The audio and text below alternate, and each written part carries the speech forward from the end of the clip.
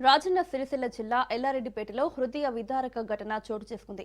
BJP నాయకుడు చందుపట్ల రాజ్రెడ్డి గుండెపోటుతో అకస్మాత్తుగా మృతి చెందగా కుటుంబం విషాదంలో మునిగిపోయింది. అయితే అదే సమయంలో ఆయన చిన్న కుమారుడు అక్షిత్ రెడ్డి 10వ తరగతి పరీక్షలకు సిద్ధమవుతున్నాడు.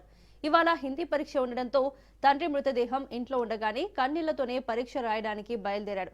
ఇంటి వద్ద కుటుంబ సభ్యుల రోదనలు మనసు ముక్కలయ్యే పరిస్థితి. అయినా విద్య కోసం అడుగు ముందుకేసిన ఆ బాలుడి ధైర్యం అందరినీ కదిలించింది. ఈ విషయం తెలుసుకున్న పాఠశాల వ్యవస్థాపకుడు లతీఫ్ కుటుంబాన్ని ఓదార్చి పరీక్ష ప్రాముఖ్యతను వివరించి అక్షిత్ను పరీక్షా కేంద్రానికి తీసుకెళ్లారు. సెంటర్కు వెళ్లే సమయంలో సోదరితో మాట్లాడుతూనే కంటతడి పెట్టిన అక్షిత్ అక్కడున్న ప్రతి ఒక్కరిని భావోద్వేగానికి గురిచేశాడు.